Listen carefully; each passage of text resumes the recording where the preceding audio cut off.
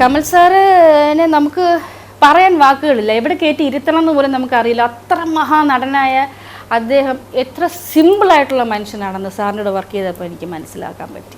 സാറിന് ഞാൻ ഇങ്ങനെയൊന്നും ആലോചിച്ചു എന്താ പറയേണ്ടതെന്ന് എനിക്കറിയില്ല. കാരണം തീരെ താഴെയുള്ള ആൾക്കാരോട് മുതൽ വളരെ ടോപ്പിൽ നിൽക്കുന്ന ആൾക്കാരോട് സാർ ഒരേ ലെവലിലാണ് സംസാരിക്കുന്നതും പെരുമാറുന്നതും. ഒരു ഏറ്റക്കുറച്ചിലില്ല പെരുമാറുന്നത്. അവരോടും ഹായ് പറഞ്ഞാൽ നമ്മളോടും ഹായ്.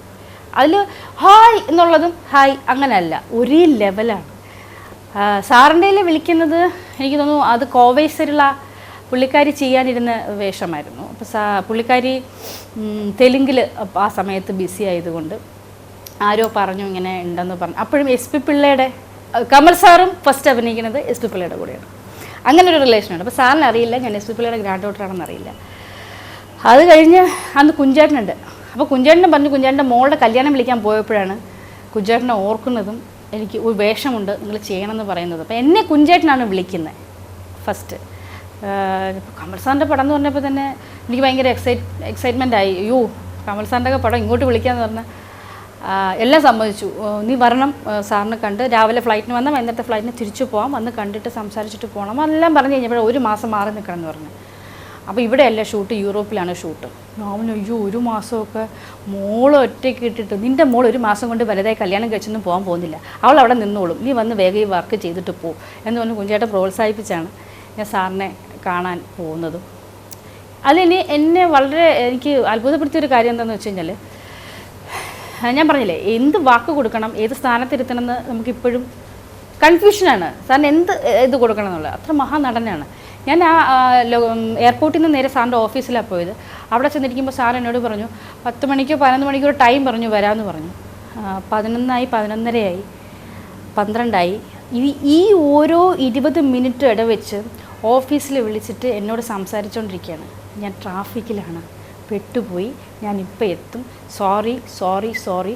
പുള്ളിക്ക് എൻ്റെ ആവശ്യമില്ല, നേരിട്ട് വന്ന് പറഞ്ഞാൽ മതി. പക്ഷെ ഒരു 4-5 പ്രാവശ്യം പുള്ളി ഓഫീസിൽ ഫോൺ ചെയ്ത് എന്നോട് സംസാരിച്ചുകൊണ്ടിരിക്കുക. ഞാനിപ്പോൾ എത്തും കേട്ടോ, ഞാൻ വെയിറ്റ് ചെയ്യിപ്പിച്ചാൽ സോറി എന്ന് പറഞ്ഞുകൊണ്ടിരിക്കുക. പുള്ളിക്ക് എൻ്റെ ആവശ്യമില്ല. അപ്പോൾ അപ്പം തന്നെ എനിക്ക് പുള്ളിയുടെ ആ ഒരു നല്ല മനസ്സ്, ഒരു നന്മ എനിക്ക് മനസ്സിലായി.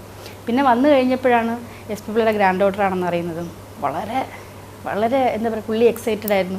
പഴയ കഥകളൊക്കെ പറഞ്ഞു, അപ്പൂപ്പൻ്റെ കഥകൾ പറഞ്ഞു മഞ്ജുവിനറിയോ എൻ്റെ ഫസ്റ്റ് പടം ഞാൻ കന്യാകുമാരി അല്ലേ, അങ്ങനെ ആ പടത്തിൽ ഞാൻ ചെയ്യുന്നത് എസ് പി പിള്ളയുടെ കൂടെയാണ്, അപ്പോൾ ഭയങ്കര ഇതായി എന്നൊക്കെ പറഞ്ഞിട്ട്. അത് ലാലേട്ടൻ ഒരു ദിവസം പറഞ്ഞു ലാലേട്ടൻ ഫസ്റ്റ് അഭിനയിക്കുന്നത് അപ്പൂപ്പൻ്റെ കൂടെയാണ് എന്ന് പറഞ്ഞിട്ട്. അപ്പോൾ എനിക്ക് ഭയങ്കര സന്തോഷം എന്താണെന്ന് വെച്ചാൽ ഇപ്പോൾ അറിയപ്പെടുന്ന എല്ലാ ആൾക്കാരും എസ് പി പിള്ളയുടെ കൂടെ ആദ്യമായിട്ട് അഭിനയിച്ചവരാണ്. അല്ല നായികമാർക്ക് അല്ലാതെയും കിട്ടുന്നുണ്ട്, പക്ഷേ സ്ട്രോങ് ആയിട്ടുള്ള ഈ പറഞ്ഞ പോലുള്ള വേഷങ്ങൾ ഇപ്പോൾ പണ്ടുണ്ടായിരുന്ന അമ്മ വേഷങ്ങൾ എന്ന് പറഞ്ഞു കഴിഞ്ഞാൽ വളരെ സ്ട്രോങ് ആയിരുന്നു. പക്ഷെ അങ്ങനെയുള്ള അമ്മ വേഷങ്ങൾ ഇപ്പോൾ ഇല്ല, കുറവാണ്. എന്നോട് പണ്ടും ശ്രീകുമാരൻ തമ്പി സാറിൻ്റെ അടുത്ത് പറഞ്ഞിട്ടുണ്ട്, നീ നായികയാവാൻ നിൽക്കരുത്, നീ ഭാവിയിലെ KPSC എഴുതുകയാണ് കേട്ടോ. വളരെ ചെറുപ്പത്തിലേ പറഞ്ഞതാണ്, നീ നായികയാവാൻ നിൽക്കരുത്, അതുവാണെങ്കിൽ നിനക്ക് മരിക്കും വരെ അഭിനയിക്കാം, നായിക ആയിക്കഴിഞ്ഞാൽ പിന്നെ പറ്റില്ല.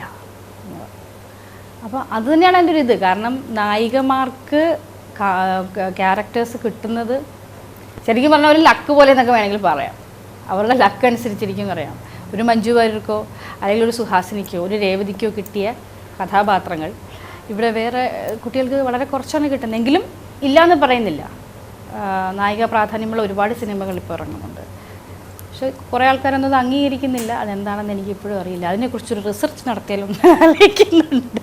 ഒരു ഗവേഷണമാണ് അത്യാവശ്യമാണ്. ശരിക്കും പറഞ്ഞാൽ നമ്മുടെ ലൈഫ് സ്റ്റൈൽ തന്നെ ഒരുപാട് മാറിപ്പോയി.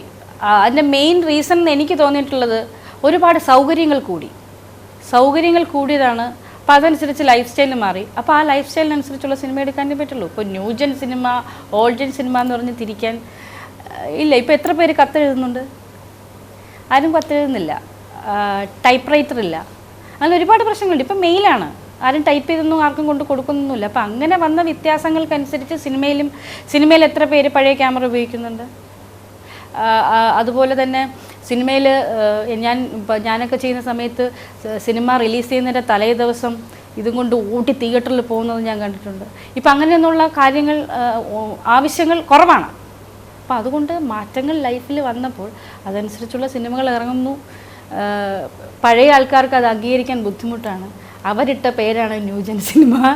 സോ ന്യൂജൻ എനിക്ക് തോന്നുന്നില്ല എല്ലാവരും അങ്ങനെയാണെന്ന്. നല്ല മനുഷ്യർ ചീത്ത മനുഷ്യർ അത് ന്യൂജനിലും ഓൾഡ് ജനിലും ഒരുപോലാണെന്ന് എനിക്ക് തോന്നിയിട്ടില്ല. ഇപ്പോഴത്തെ കുട്ടികൾ എത്രയോ കുട്ടികൾ മൂത്തവരെ ബഹുമാനിക്കുന്നവരുണ്ട്, എത്രയോ കുട്ടികളുണ്ട്. അത് വളർത്തുന്ന പോലെ ഇരിക്കും. ജെയിംസ് ആൻഡ് എലിസ് കണ്ടു നോക്കൂ, അത് കുടുംബ സിനിമയാണ്. അത് കുടുംബത്തിന് വേണ്ടി മാത്രമുള്ള സിനിമയാണ്. അല്ലെ, കുടുംബ സിനിമകൾ കുറവെന്നൊന്നും പറയാൻ പറ്റില്ല. ഇപ്പം രാജേഷ് പറഞ്ഞനുസരിച്ച് ഇപ്പം സത്യൻ സാറിൻ്റെ, കമൽ സാറിൻ്റെ, സിബി സാറിൻ്റെ ഒക്കെ സമയത്ത്, അവരുടെ സമയം കഴിഞ്ഞു എന്നല്ല കേട്ടോ ഞാൻ പറഞ്ഞ്, അവരൊക്കെ വളരെ സജീവമായി നിന്ന സമയത്ത് ഉണ്ടായിരുന്ന എന്താ പറയുക, വളരെ ബന്ധങ്ങൾക്ക് വിലകളുള്ള സിനിമകൾ കുറവാണ്. അത് സത്യമാണ്. കാരണം സന്ദേശം പോലുള്ള സിനിമയോ അല്ലെങ്കിൽ മറ്റേ പൊന്മുട്ടയിടുന്ന താറാവ് പോലത്തെ ഒരു സിനിമയോ ഒന്നും ഇപ്പോൾ ഇല്ല. അതൊക്കെ ഇപ്പോഴും കാണുമ്പം എന്ത് രസമാണ് കാണാൻ. അതൊന്നും ഇപ്പോൾ ഇല്ല. ശരിയാണ്, കുറവാണ്.